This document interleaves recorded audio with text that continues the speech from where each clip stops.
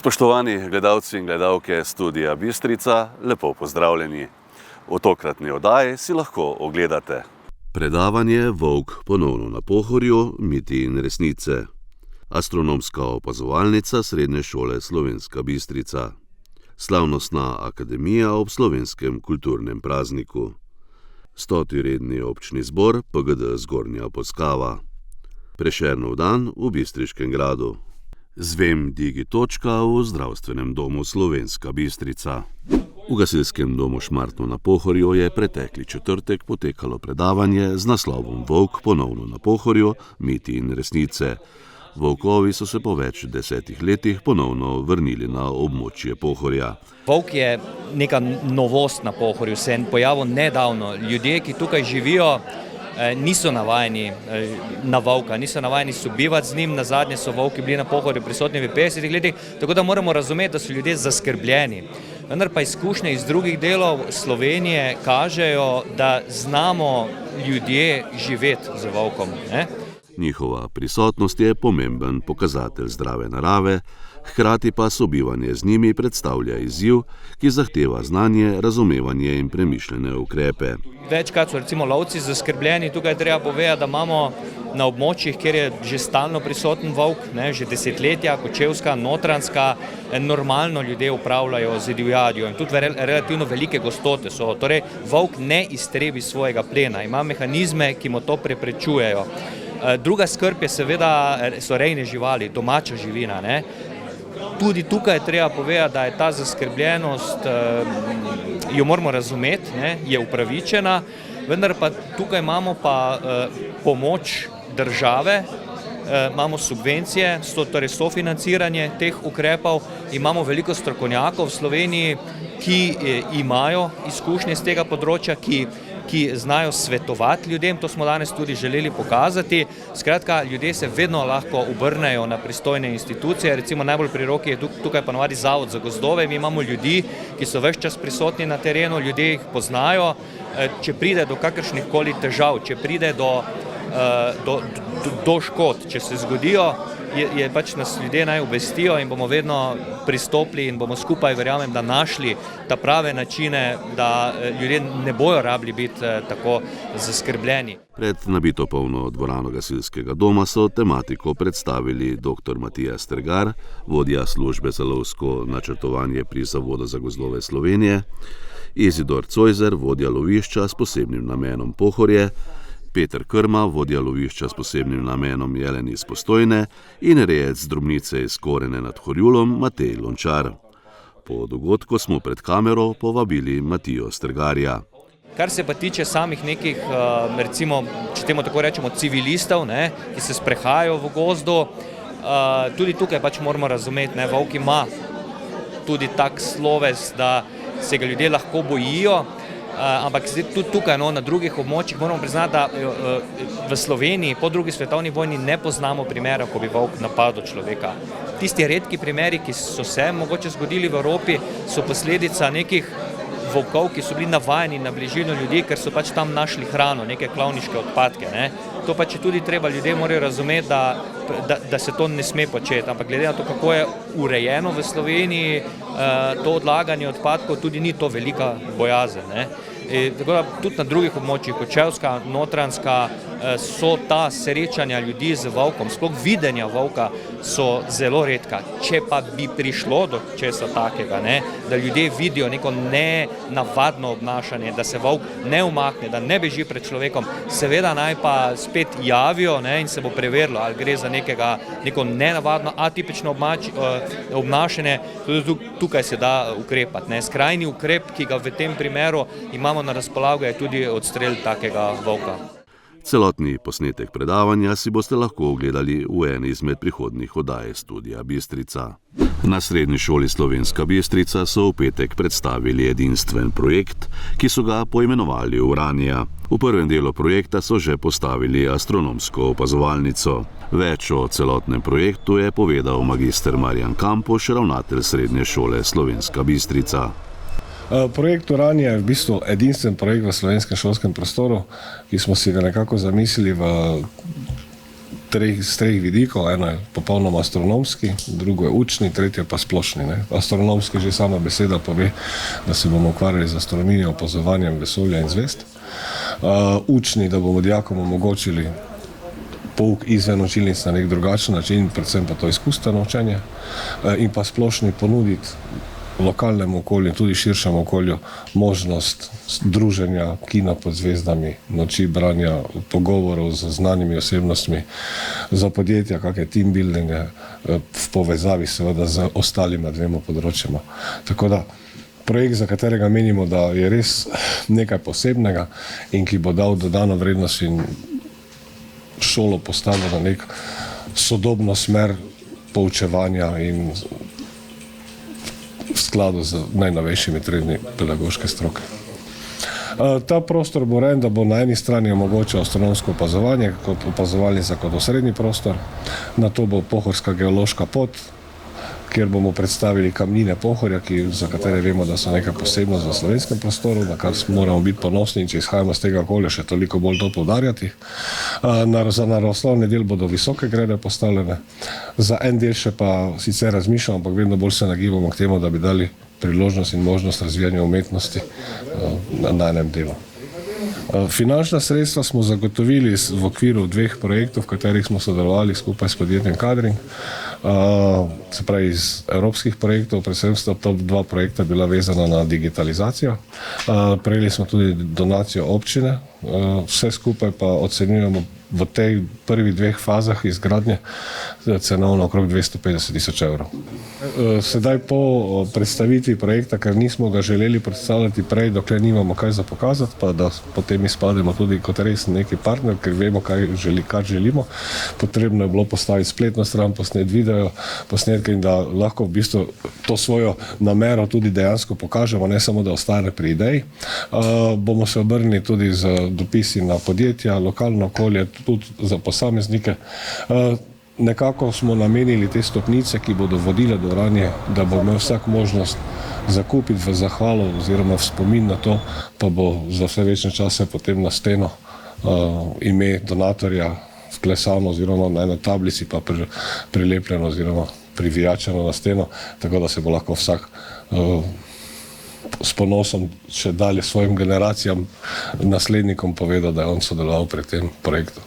Astronomsko opazovalnico, ki je postavljena na strehi šolskega zaklonišča, je predstavil magister Marko Žigart, profesor fizike, mentor astronomskega krožka in strokovni vodja projekta Uranija.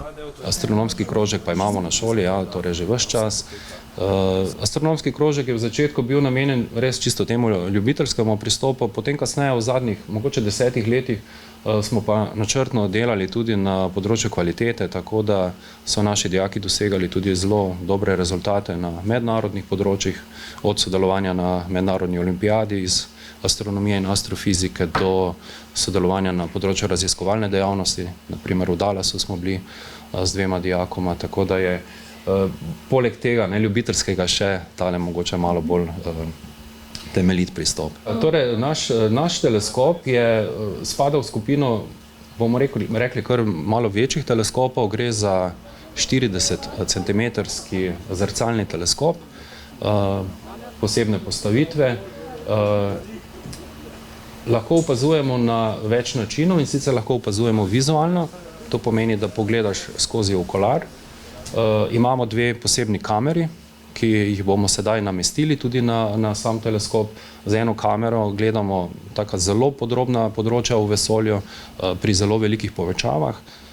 Druga kamera je pa bolj namenjena širšemu pogledu pa meritvam, ki jih želimo izvajati, kajti pri opazovanju tudi spremljamo kakšne pojave astronomske. In pa tisto, kar je zelo zanimivo, lahko se izvaja tudi astrofotografija, kar je pa že umetniški pristop k astronomiji.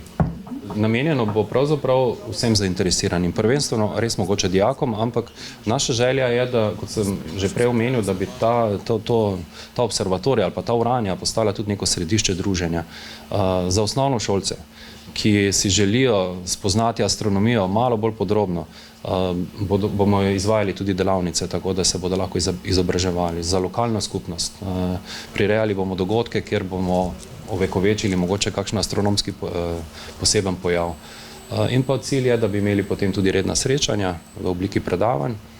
Zdaj na šoli imamo že nekaj kar nekdanjih dijakov, ki se ukvarjajo s tem strokovno, tako da bomo tudi njih vključili v to popularizacijo znanosti. V Bistriškem gradu je pretekli petek potekala slavnostna akademija ob slovenskem kulturnem prazniku.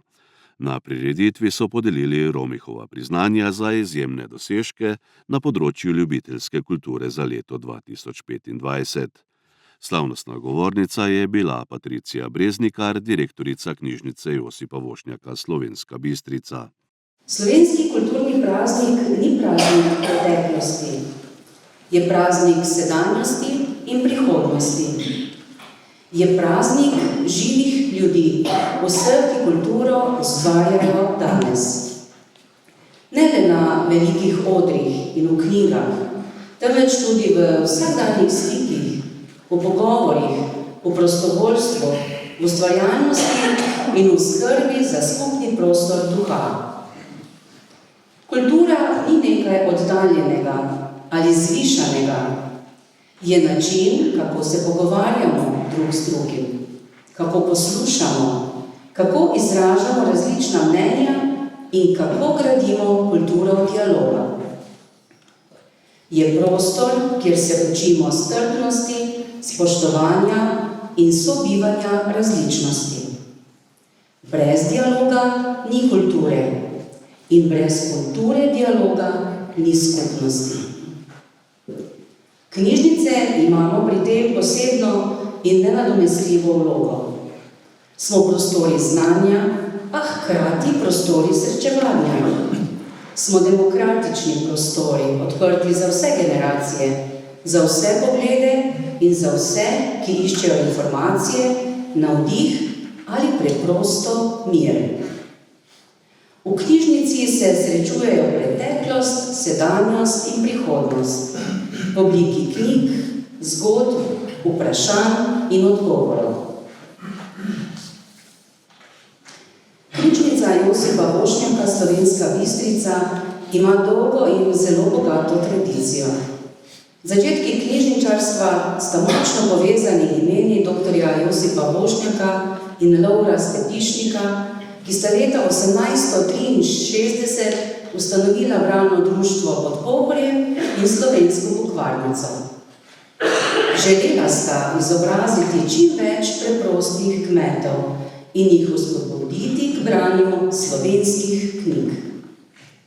Že takrat je bila knjiga razumljena kot temelj osebne in družbene rasti, kot sredstvo za opismenjevanje, razmišljanja in povezovanja ljudi. Danes knjižnica to poslanstvo nadaljuje v sodobnem času.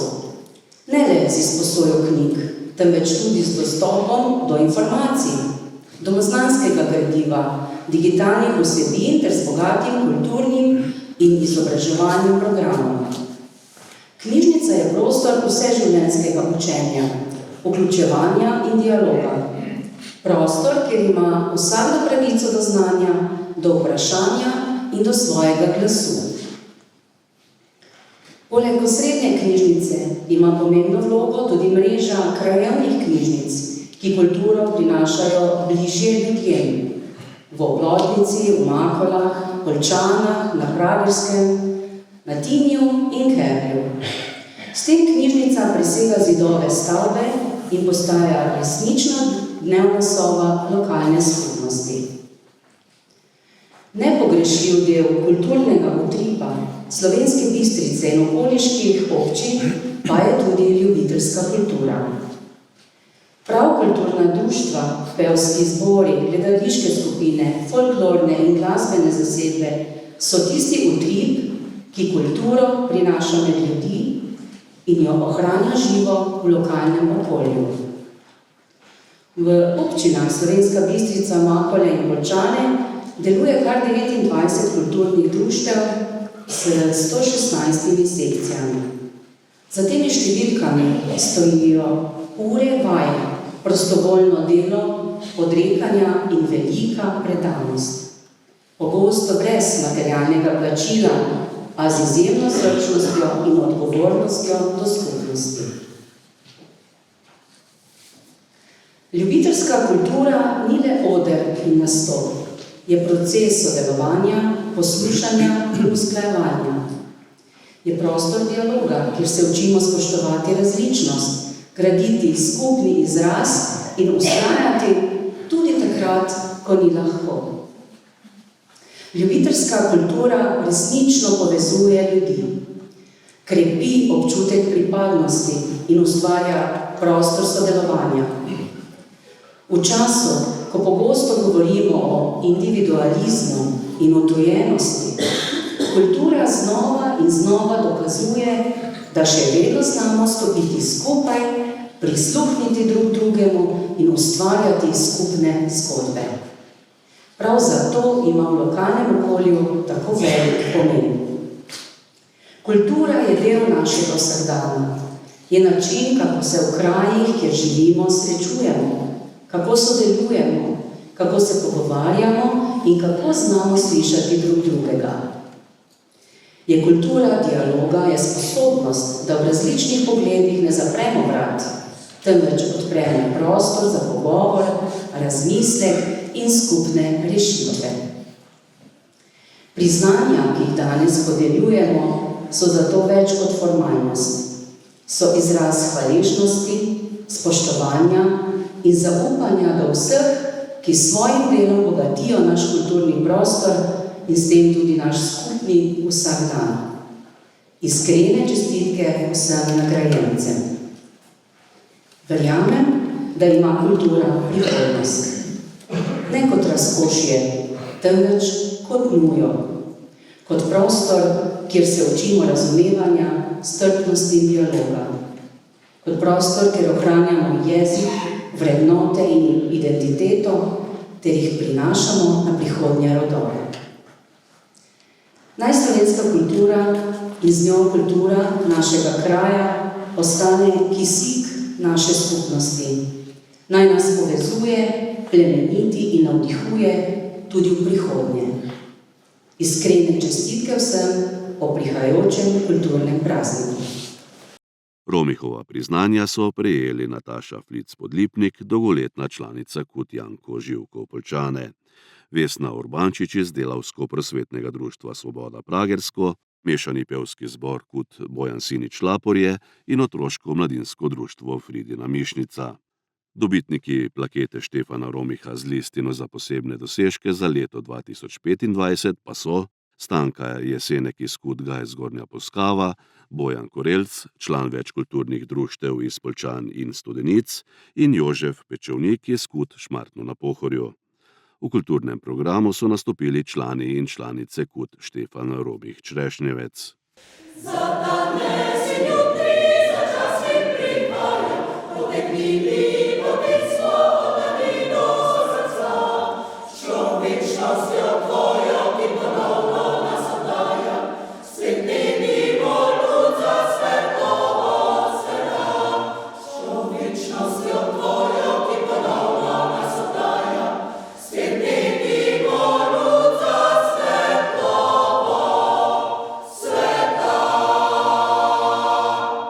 Prostovoljno gasilsko društvo Zgornja Polskava letos praznuje 100. obletnico delovanja. Člani in članice društva so se v ta namen preteklo soboto sešli na jubilejnem 100. rednem občnem zboru, na katerem so prisluhnili poročilom o delu v leto 2025 in sprejeli program dela za leto 2026. Med drugim bodo julija letos slovesno obeležili jubilejno leto. Na zboru v športni dvorani osnovne šole na Zgornji Polskavi so podelili tudi priznanja in odlikovanja. Ob slovenskem kulturnem prazniku so po vsej državi potekale številne kulturne prireditve. Tudi v Bistriškem gradu so obiskovalcem cel dan omogočili prost prehod po gradu in zbirkah. V Zdravstvenem domu Slovenska Bistrica je od 12. februarja do 13. marca med ponedeljkom in petkom od 8. do 13. ure na voljo Zvem Digi.